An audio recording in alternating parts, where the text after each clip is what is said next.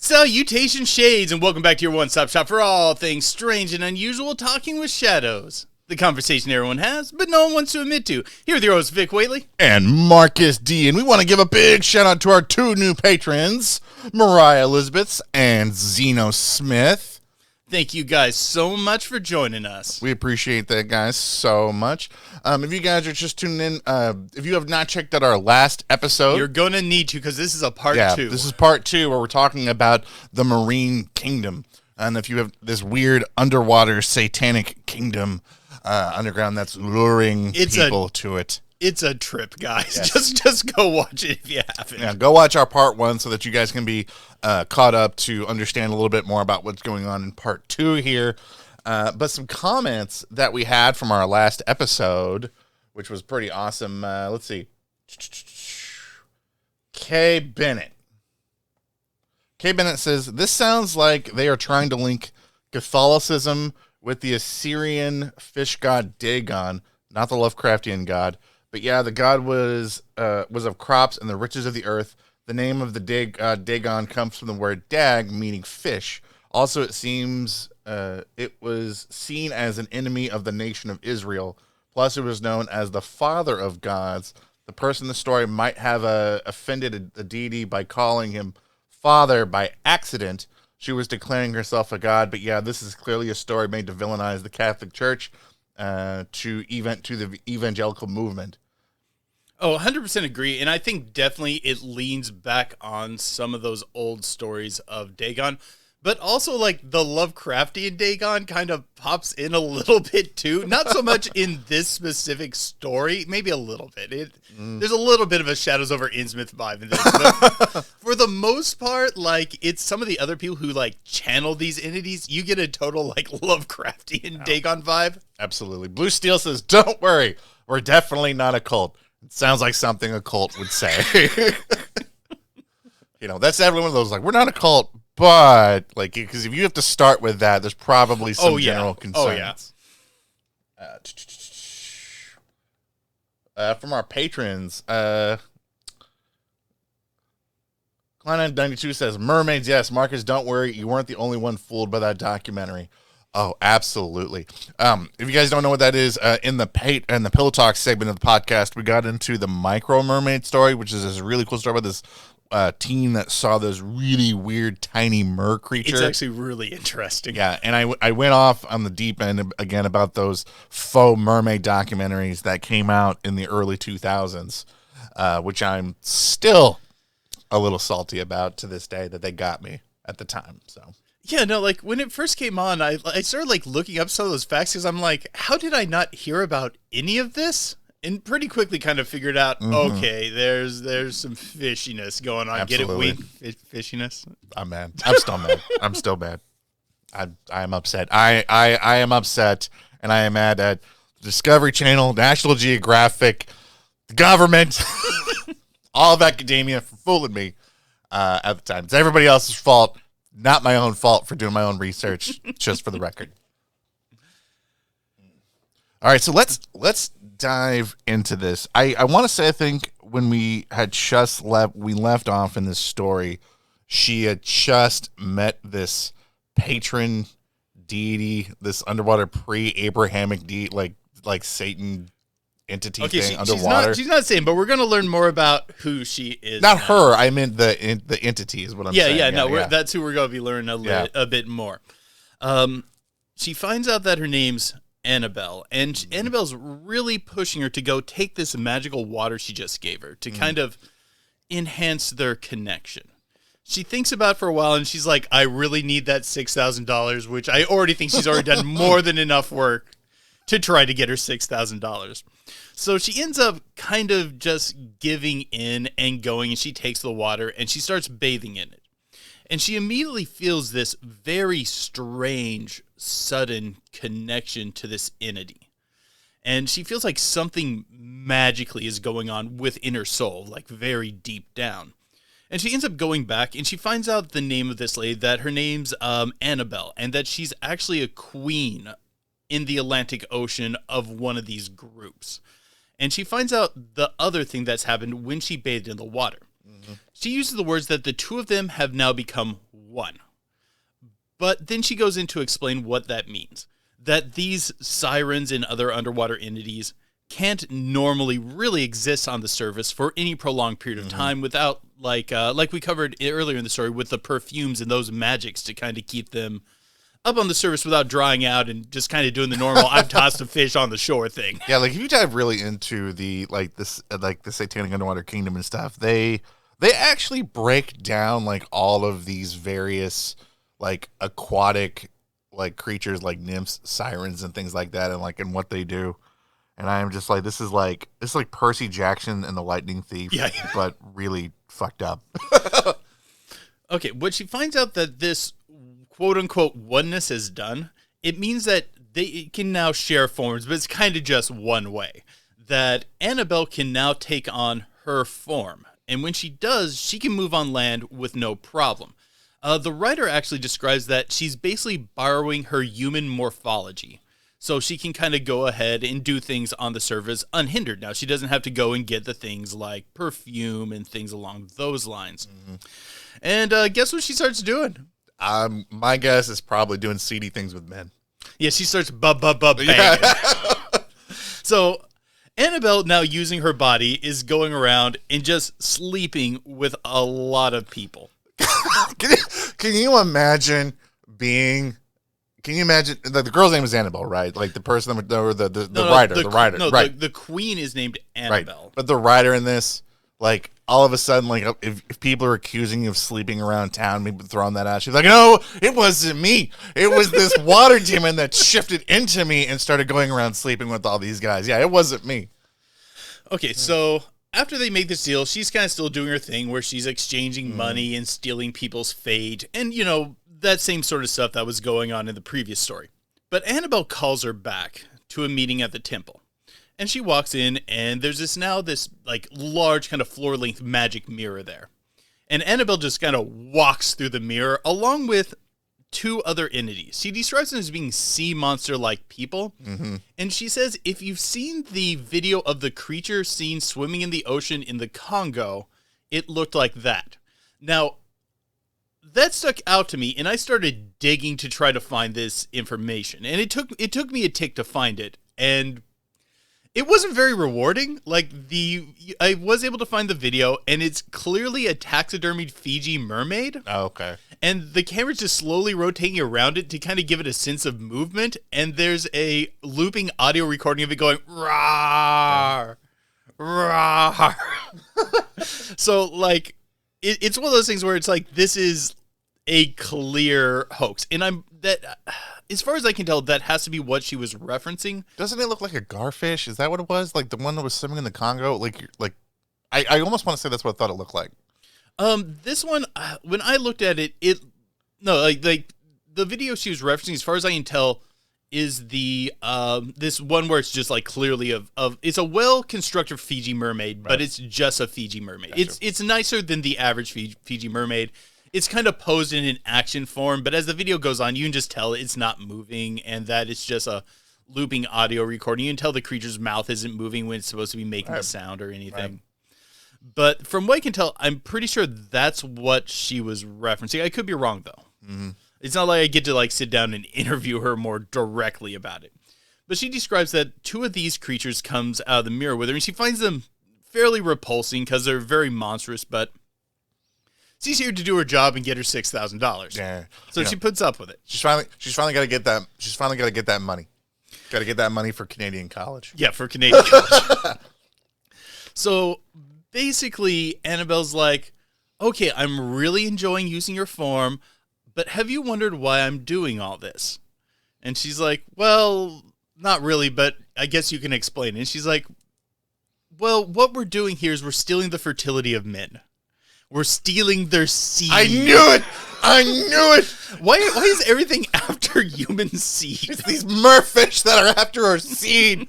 That's what they're after, Vic. So basically, she starts to explain how this works. That she goes out, she does her banging, and then she casts this spell on herself. And it sends the seed to the underwater kingdom then. And we'll get more into what happens with that here in a bit, because they go into that a little more in a bit. But she's like, but why aren't you doing that too? And she's like, what? Yeah, no, why aren't you doing this too? I'm doing this. Why aren't you doing this? Mm-hmm. And she's like, you want me to be a prostitute? And she's like, no. That's not what's happening here. You're not going to be a prostitute. And she makes it clear, our magic will keep you from getting pregnant, will keep you from getting any illnesses, but I just need you to go out and do this like I am.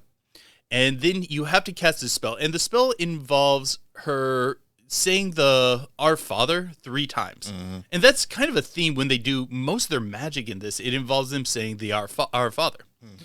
So she's like, well, I do want my $6,000, so I'll play along. Mm-hmm. According to her, she starts sleeping with 11 men a week, which I kind of feel like you would. That's a high number. I think that's a high number. I feel like you'd make that money without the Marine Kingdom at this point, but like, whatever. No, it's like from the Wolf of Wall Street, those rookie numbers. You got to pump them numbers up. Well, Annabelle is pushing up her numbers because she also gives Annabelle's numbers on how many people she's banging, which is 89 a week.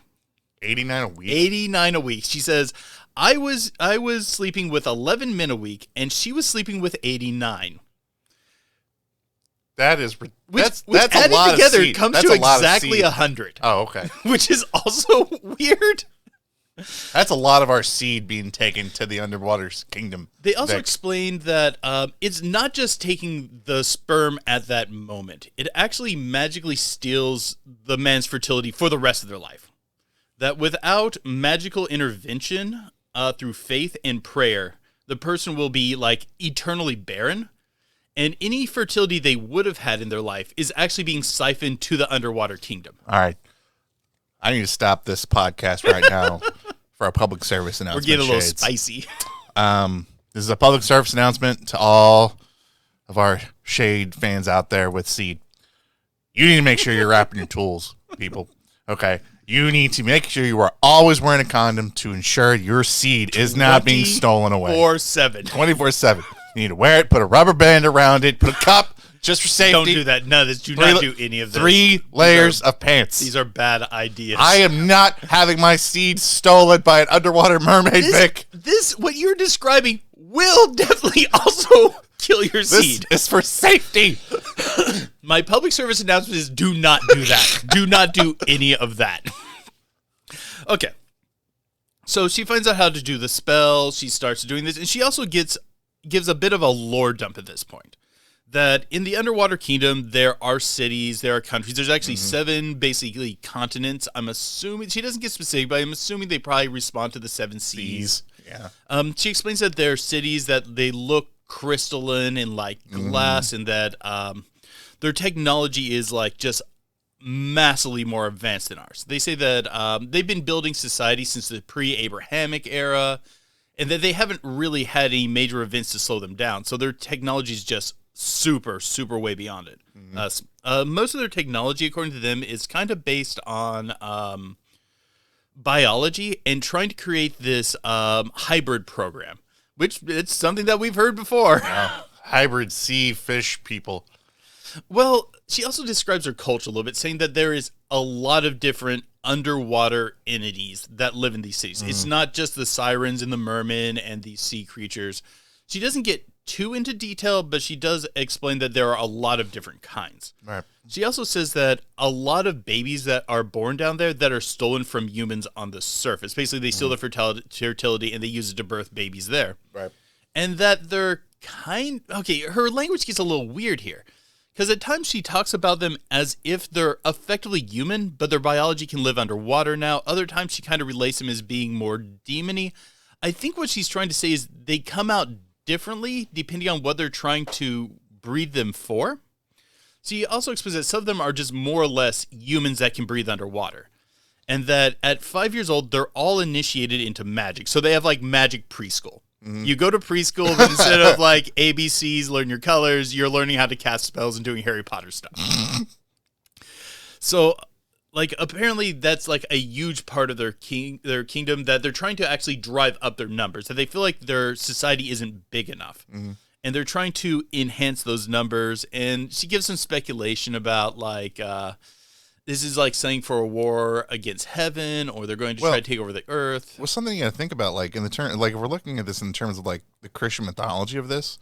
So if these are an underwater kingdom, so if you're looking at it like the terms of like say like the Great Flood wouldn't have taken out anything underwater at this time. Yeah. So like if there were cultures, or if there were entities that were underwater at the time, whenever the flood comes, whenever like God's supposed to wash away all the wickedness of man or all the people that are against them, or all these other entities and stuff like that, they're not going to get anything that's underwater. And so at the time, like that wouldn't have stopped, wouldn't have had to start over, and they would have just kept going. Yeah, but at the same time, I feel like they're preparing for the wrong thing, because didn't God promise not to do that again? Well, like in a flood? Yeah. Well, yeah, he did promise not to do that again. But if you bring a flood, you're not going to wipe out anything underwater. No, fair. You know, so the point of it was to wash away all, like, I guess, like the wickedness, against him, I guess, like on land, but you're not going to get anything underwater from when you do that. And they do talk, she does talk a little bit about that. She cites the Bible verse about there being great men back in those days and such. The one that we brought up before when talking about giants and Nephilims and things like that. Now, it does seem kind of weird that if you're going to take that story, like God's going to do something that's not going to get, the other half. Like, that just seems kind of weird. Yeah. Like, he's just going to miss that much. That's like swing and a miss. Let's see. So she's doing this for some untold period of time. She just explains that I'm doing this many people a week, she's doing that many people a week, and she doesn't really cover how long this persists. But she's getting money, but it keeps, disappearing. She goes to, like, buy things with it, and it's just gone again. Her life really is not improving at this point. And she's walking down the street one day, and she sees a poster for the Revivals Church. And like we talked about in the last episode, they've told her to stay away from these people, to have nothing to do with them, that these are bad people, that, like, if you communicate with them, we'll just kill you. We'll just magically kill you. And she stops and she sees the poster, and she's like, you know what? I'm bored. I'm going to read the poster. And as she's reading the poster, she feels like Annabelle's spirit just suck out of her for a while. Like, it's just been pulled fully out of her body. And she's kind of staying there a little shocked by this, but she just decides to basically go on about her day. Right. She does feel Annabelle return to her, and she can tell Annabelle is really not happy. So she gets summoned back to the temple, and she gets to meet one of Annabelle's husbands. In the same city that she's living in now. And one of Annabelle's husbands also lives there. He's been made supernaturally handsome. They call him a Murabbit or something like that, but like I said, I haven't been able to figure out what that term means.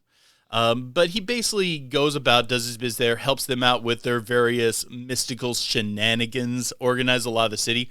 But also he goes around and, like, sleeps with women. But Annabelle is super jealous of anyone he sleeps with. And she comes and gets them. She doesn't explain how she kills them, but she says everyone he sleeps with dead 3 days later. It's like The Ring, but faster. It's like, I'm allowed to have sex with hundreds of people a week, but not you. Like, you can't. Only you. And she also says, like, when Annabelle comes and kills them, that idea of stealing their stars comes back in. Mm-hmm. That when she kills them, she's not just killing them, she's taking all the fortune that they would have in their life, all their luck and all the benefits that they would have in the course of their life, and she actually gets to take that from them and actually bring it back to the Marine Kingdom to help them do their nefarious things, which is going to be like a big continued theme in this story. So she starts working with him, and he's teaching her how to do some things, and they end up summoning Annabelle again. And Annabelle is pissed the F off. She is very mad that she stopped and read this poster. And she's yelling at her, she's degrading her, and Annabelle's basically like, I can kill you, and everyone will think it's an accident. No one will think any of us are involved. And she's like, whoa, I read a poster. Come on, back off. I read a poster. And she's like, what did I tell you about these revival churches? Yeah, stay away from them. And she's like, you told me not to go to them. You didn't say anything about don't read their poster. You didn't say anything about this. I didn't break any rules. Mm-hmm. But she's still pretty pissed off and says, okay, all your money, bring it. you're done. And she brings the money and she puts it in an envelope and she tells you to go throw it in the river. And when she does, she sees the money just kind of vanish into the water. And she goes back and she starts working with Annabelle's husband, basically being like, you're going to make it up to us for reading that because we don't trust you anymore. We think that you're going to switch and start going to the revivals churches and you're going to turn on us. So you have to now work your way back up. Mm-hmm. At that point, she starts kind of getting maybe indoctrinated isn't the right word, but initiated into some of the more mystical stuff. She's starting to awaken to more of the magical abilities that her connection with Annabelle gives her. Annabelle then gives her these they call them stings. And I think they mean nails, because this is a translation from an African language. I think that what stings mean are nails, because it just makes sense on what's going on. She finds out that there are demons in these stings, and she's supposed to take them home and in the middle of the night drive them on the 4 points of the property. And that way there'll be demons there watching her, keeping her safe, kind of making sure everything runs smoothly from now on. Mm-hmm. So she goes home, she does this, and then she calls Annabelle. Because Annabelle, after she does this, was supposed to call her back and then send her money. Like the $6,000 she's been trying to get this whole damn time. She's supposed to finally get the money now. So she calls Annabelle and she's like, hey, where's my money? And Annabelle's like, I can't give it to you. And she's like, what? I put the demons in the yard. I did what you said. I did the incantations. Where's my money? And she's like, something's stopping us. Go into the living room. So she gets up and goes into her living room, and she sees her family sitting around the TV watching evangelical TV. Right. And there's a revival meeting being broadcast on there. And Annabelle's like, that's stopping our magic. We can't do anything while that's going on. We cannot help you. You need to shut this down now. So she waits till her family goes to bed. She turns off the TV. She tries it again with the nails in the yard. And once again, it fails. And she calls Annabelle up again. And Annabelle's like, yeah, the TV's still on the frequency. It doesn't matter if basically the TV is off. If you leave it on the channel, it still stops the magic. I know this is weird. I'm pretty sure that's not how that works. If you want to stop demons, you just turn your TV on, put it to like a Bible channel, turn it back off. You're good forever. Mm-hmm. Just leave it on that frequency. No, it does not make sense. But she has to turn on the TV, flip through the channels, turn it back off, and then Annabelle's like, well, I think that there's a problem now. The evangelical movement has gotten into your family. Your whole home's protected now. Mm. We can't get to you. I can't give you the money.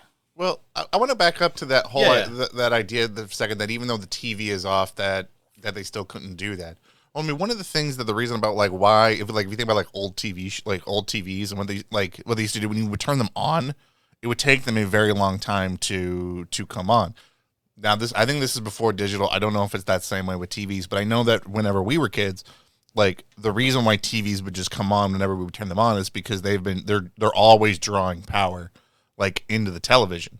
And so if the faith in some way is sending some sort of energy and you're sending some of that sort of signal, I mean, maybe in some way there may be a small trace of that left in there if they're doing that. If you generally believe that there's like that you know, they can reach out and touch you like even through like radio waves and stuff like through that. Just saying. Yeah, and I think it makes more sense if I'm looking at it in like a very Judeo-Christian sort of perspective, that it makes more sense that the house is now blessed by the faith. That jives. That makes sense. But the TV frequency thing is what's stopping them makes less sense to me. Sure. So she's still sleeping with all these guys. She's still trying to get her money. And she's starting to do more with Annabelle's husband at this point. And at this point, she learns a new spell. She meets with a few of the other people from this hidden church. And she goes out to a soccer field. Mm-hmm.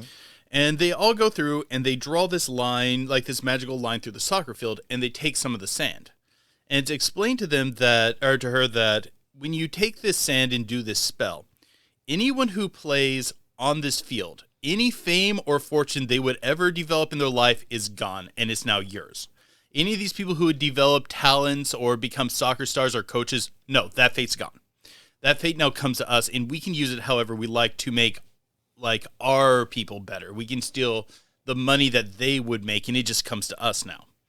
So they have her doing more nefarious things like that. Not that she hasn't been doing nefarious stuff, but it's going from I'm doing it on a one-on-one level to focusing on more like trying to siphon from large group sort of stuff. Mm-hmm. She's given 4 more nails, and these are apparently these are the big bad demons. Like they're like, you can't even look at these ones because if you saw them, you would probably die of fright. Mm-hmm. And she's given a very specific spell to do with him this time. And she has to do it at a really specific time. So she's kind of waiting through the day, waiting for 11 o'clock at night to come around. And guess what happens? What happens? She misses it. She starts watching TV. And she misses 11 o'clock. I'm just saying, I think that many of us can relate to this, that we've had very important assignments that we've had to do in school. But you know what? Cartoons were on. Okay. You know, I've missed plenty of deadlines because I haven't watched an episode of The Simpsons. And going back to like the first time she met one of these entities, do you remember the whole thing where things have to be done at very specific times? Oh, yeah. So she has blown this spell. It is just straight not going to work now. She gets called basically by Annabelle immediately, just goes, come to the temple. And she's like, I don't know if I want to come to the temple. You're coming right now. I don't care what you're doing. I don't care that it's 11 o'clock at night. Come to the temple. So she shows up, and the magic mirror's there. The guy who's been training her, Annabelle's husband, this new guy who's been working with them, who is not Satan, but is named Satan. Gotcha. But is not Satan. Well, I mean, keep in mind, there's people named Jesus that are not necessarily named Jesus. There's people named Muhammad that are not necessarily Muhammad. It's just a weird quirk to the story because they don't name very many people in the course of the story. Sure. But that one is named. So they're all there, and they open up the portal through the mirror. And Annabelle and these 2 sirens that she does not know come through. Mm-hmm. And Annabelle's kind of keeping quiet at this point. But the 2 sirens that come through with her just start tearing her apart. Up and down, they're threatening murder. They're going to take her stars away from her. She's going to have to do way more stuff from now on. That they're going to just turn her life absolutely upside down if they even let her keep her life.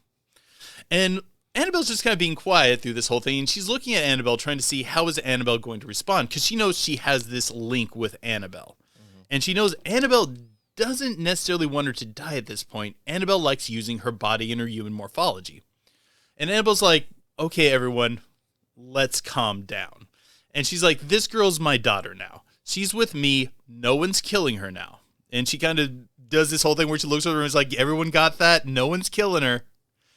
But we're going to have to train her. And she's like, what you do with us is going to now change.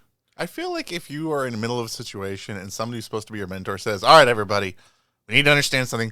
We're not killing this person. Like, I just you don't gotta realize you are not around good people. I mean, she probably caught on to this by now, but this should definitely be a major red flag. I mean, but seriously, you just won $6,000. The shit they put you through. Like, I think already you've earned way more than that. I feel like she could have just got a job.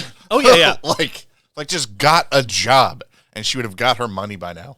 Yeah, no, 100%. She's gone above and beyond what one should do to get $6,000. You could have just robbed somebody, and just had done far less nefarious stuff than you've done up to this point.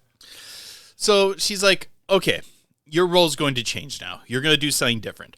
You're going to marry this guy over here. And she goes, no, heck no, I'm not. Was this Satan, or was this another type of mer person? It's not specified. It's not a mer person. It's one of her servants there on the surface. I gotcha. Sorry, dry throat. So but she's just like, no, that's just not going to happen. That is not something we're doing. So then they're like, okay, if you're not going to do that, you're going to start sleeping with as many men as I am. That's a lot. Oh, yeah, no. That's like pushing limits of human biology. And she's just like, heck no, we're not going to do that either. And surprisingly enough, they're actually accepting the pushback that she's giving them. Like, she's putting her foot down saying, that's not going to happen. And they're basically just being like, okay, we're mad at you, but sure, I guess we can't make you do that. So they give her one last option. Okay, you're going to be a sorceress now. You're going to do magic on our behalf. You're going to work with us. You're going to start doing like full-blown freaking magic, no one holding your hands, and you're going to be out there doing what we say. And she's like, well, I guess out of the 3 options, sure.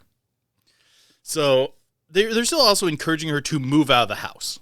But she's like, if I had money, I wouldn't be here working for you. Mm-hmm. I clearly don't have enough money to move. So she ends up getting a job. Now, she poses herself as like a tribal doctor. And you know how like sometimes people from like America or Canada or Europe, just various medical colleges around the world, mm-hmm. will go and study tribal medicine to see what they can learn from tribal medicine. Right. She basically takes that job where she's just posing as this. It's not made clear if she actually knows anything about tribal medicine or anything, mm-hmm. but it kind of sounds like she might not.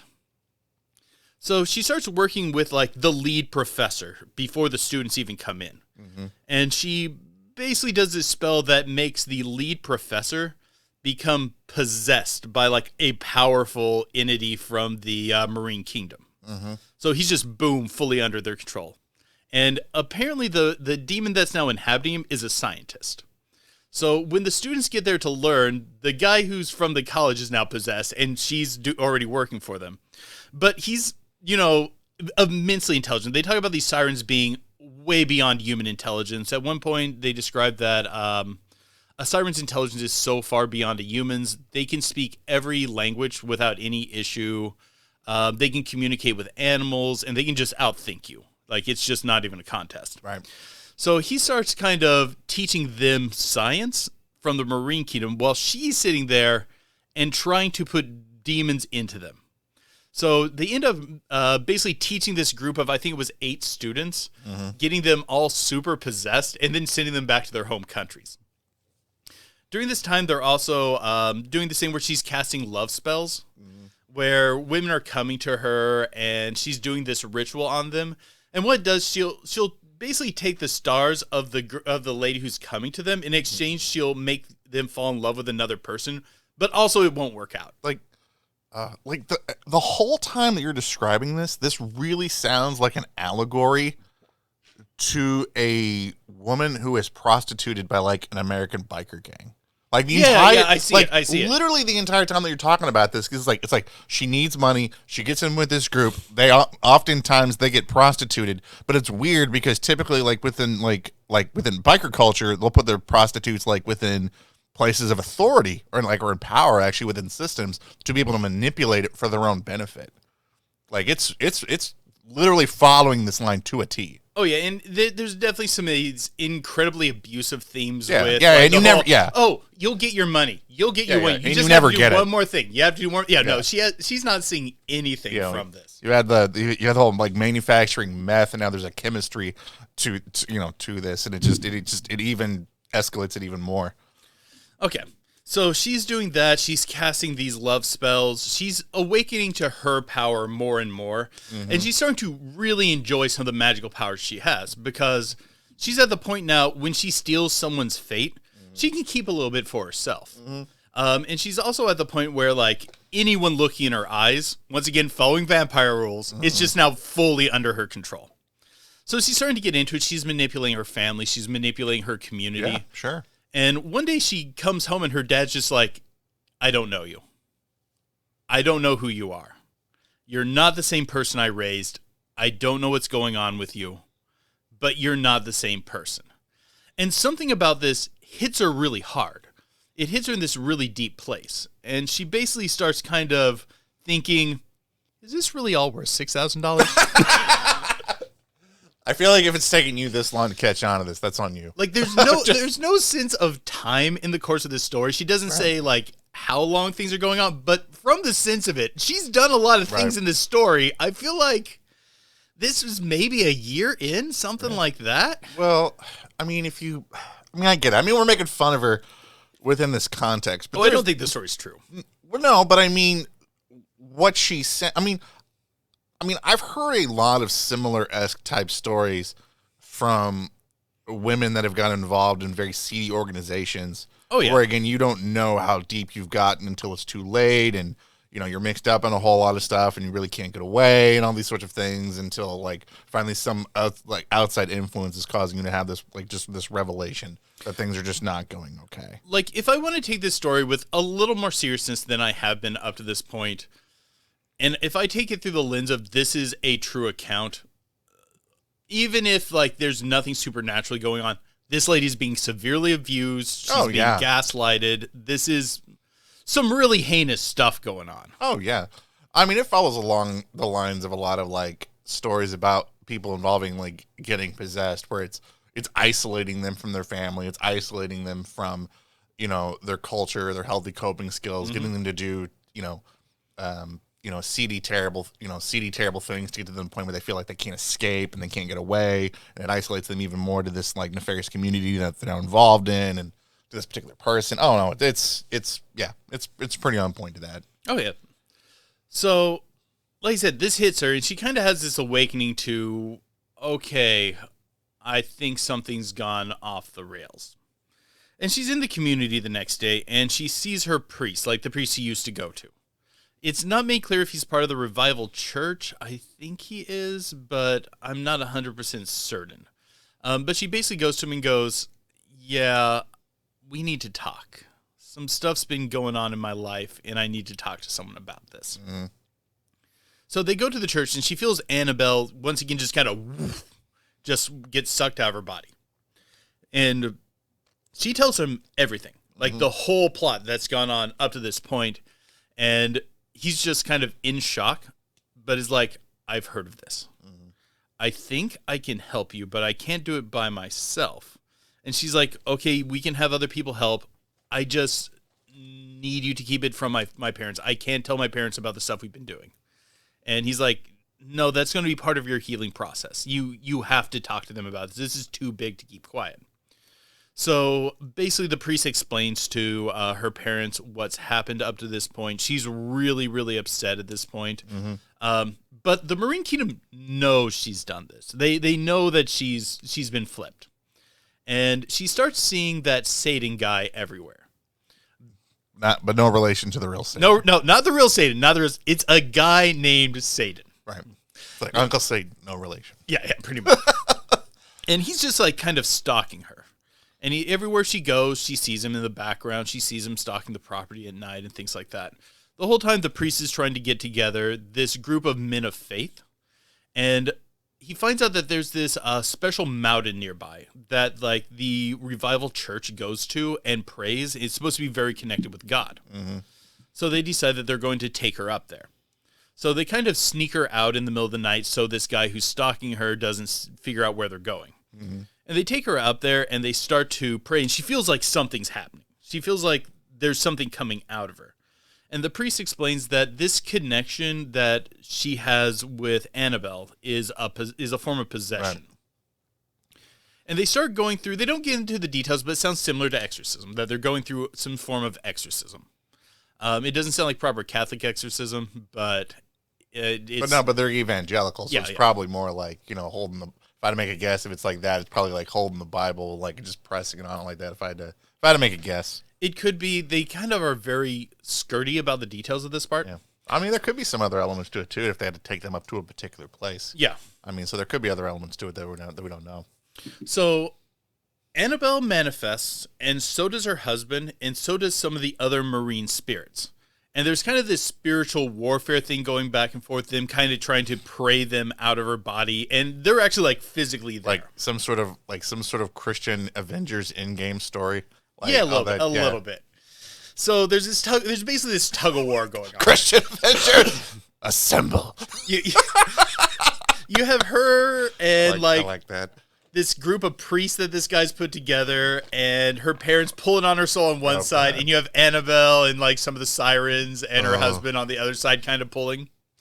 And basically they manage to dislodge her spirit. All of them just vanish. They're all just gone. And she says she feels like clean now. Like she feels like she's been wrong in this deep way that she couldn't even tell while she was in it. And she goes back to her life, and then she finds out about a week later that Satan guy has died. Like, she says she's walking through the town, and she sees, like, people around a picture of him, and they're all weeping. And she finds out that he had died. I don't know why people are weeping around his picture. It's not made clear. But apparently, there's this big public thing where everyone is just so distraught that he's dead. But she realizes that that's the last thing that she needed to happen. Because even with the possession being gone, she knew that this guy was still out there trying to kill her. And that's where the story abruptly ends. It's like she was like de-exercised and then she won. Well, it's presumed that based on some of the information I have that she did join the church. Mm-hmm. I would assume not a Catholic church, but they do refer to her as sister. But as I understand, that's still a position in some evangelical churches. Mm-hmm. So it's presumed that she joins the church after that, and that's when she gives her testimony. Because even when she starts the testimony, they introduce her as sister. She still never got to go to Canadian college. She never got to go. To the best of my knowledge, she never got her $6,000. This has been a 2-hour-long story and discussion of her whole journey through this. And the end result is she doesn't get to go to college. Never got to go. Any of you out there who are looking for collegiate opportunities, working with the Marine Kingdom is not advisable. Yeah, they apparently just won't pay you. Just setting up a GoFundMe could just save you so much hassle, and you won't get and you won't get abducted by the Marine Kingdom. And there's things that I had to leave out in the course of the story. There's like 4 times in the story where they take all of her money away, where she's managed to get a little bit of money, and they make her just take like, all of it, just like a pimp, like just like a pimp. I feel like at a certain point they probably had taken more than $6,000 from her. Yeah. And for the most part, most of the money that she earned was earned on her own too. Right. Okay. What do you want to talk about? It's been a crazy ride. I think the thing is even though that we laughed through this whole thing, like through like you don't like we talk about like we don't think that this whole element of the story is true. Like, although I think that my analogy to that of how this can happen to a person, like something like this can still happen to you. Maybe not with all the magic, but like it's a standard sex trafficking story. Oh yeah, like through the whole thing. Yeah, there's parts where I actually wonder if it could be a metaphor, but it's pretty clear, like, through the reading of it, that they're not presenting this at all as being metaphorical. Like, it's being presented as this is a true testimony to the events. Yeah. And who knows? I could be wrong. Maybe this is a totally true testimony to the events. Like, I could genuinely see somebody in a cult-like sex trafficking scheme telling somebody that this stuff is going on, but maybe without the whole actual elements of like, her soul being pulled out and gone other ways. I could see somebody telling somebody that you got to go out there and sleep with all these men so that I could get this power for myself, and you'll get something out of doing this as well to manipulate somebody who genuinely believes in these kinds of themes. It's also not made very clear if she was just going out and sleeping with a lot of people or if she was prostituting herself. Or it's just not very clear in the telling. So I could see something like this being told to somebody to do in this. Now, do I think that this legit is going on where there's some sort of underwater Marine Kingdom that's causing all of this? I don't know. That's a little far-fetched for me, but you guys know me. I'll believe in a lot of stuff. Like, I'm even willing to if it's real, I don't think it exists as it is presented. There's too many signs of this just being propaganda. Now, maybe she did have a supernatural event and that it was just viewed through this certain lens and that's how they contextualized it. But just looking at the evidence as it is presented, it reads to me more like propaganda than it does something that like an actual account. But like I said, I could be wrong, or maybe she just misunderstood the circumstances. Like, I think that the story, I think that what the story is I think that it is some just sort of like sex trafficking beware story that's involved in it. Like, I think that's I think that's where the story comes from. I think that's what's going on with it. I think that's what it's now, not necessarily the whole Marine Kingdom. I just mean this particular story. That's being that you told. I think that's what's going on here. Remember, this is just one account that I'm going over here. Like, that's why I don't have I can't even look further into this story. Right. It's just there's just the one account. Well, there are other people that believe. Oh, sorry. Yeah. Let me clarify. I just have the telling of this story. Right. I can't find any additional information on it or anything like that. There's other accounts on the Marine Kingdom. Yeah. But like for some of the words she used, I never figured out exactly what she meant. By Like- stings, I just think she means nails. I'm not totally sure. Like I'll flow to this. Like when I was researching like the Marine Kingdom, I didn't find any other personal accounts for things. I mostly just found people talking about the concept in general. This right here is like the only story that I ever heard of somebody encountering that. I have a small collection of stories who claim to be ex-Marine Kingdom agents. Oh. So if we ever want to revisit this topic, I actually have a few more we could talk about. You know, I think that this particular story is just it's definitely really interesting. I think that it is another example in which you have examples of malevolent entities following a typical pattern of isolating an individual for a nefarious reason. Like we've talked about with shadow people. Right, you know. And we also have the gray element of them after the seed. Right. And so I like there are certain common themes that just run through all of this, and that's what drags me back into the possibility of it, that the maybe of the whole thing. Right. I mean that's my takeaway from this is I think when you're diving into anything within the paranormal, something that ends up isolating you from other people, I think should be a giant red flag. Yeah. I think it should be a giant red flag that there is some sort of impending danger on the horizon, and that you should be cautious about. I think it was Blue Steel that said like, "Don't worry, we're definitely not a cult." Is something that a cult would say. It's because you don't know that you're being sucked into one of these often until it's too late, unless you know how to recognize some of these warning signs. You know. Well, I hope you guys have really enjoyed the story. I've enjoyed sharing it with you all. Yeah, absolutely. Let us know what you guys think about just the story in general. If there's other things about the Marine Kingdom that you guys find interesting, that you guys maybe want us to talk about in a future episode. Do you guys believe the story? Do you not believe the story? Are there things in the story that we missed? Let us know. There definitely are. There's things I glossed over in the story. Oh yeah, absolutely. So if you like the episode, don't forget to leave a like, leave us a review if you can leave a review somewhere. Don't forget to subscribe. If you're listening on YouTube, hit that notification bell. That's where you stay up to date whenever we put out new content. But until next time, guys, keep believing. Because we'll keep listening. All right, guys, we're going to slip into the Pillow Talk segment of this podcast. If you want to check out the rest of this awesome podcast, all you got to do is go over to our Patreon and sign up. For as little as $1 a month, you get the rest of this episode as well as bonus videos that we put up exclusively for our patrons.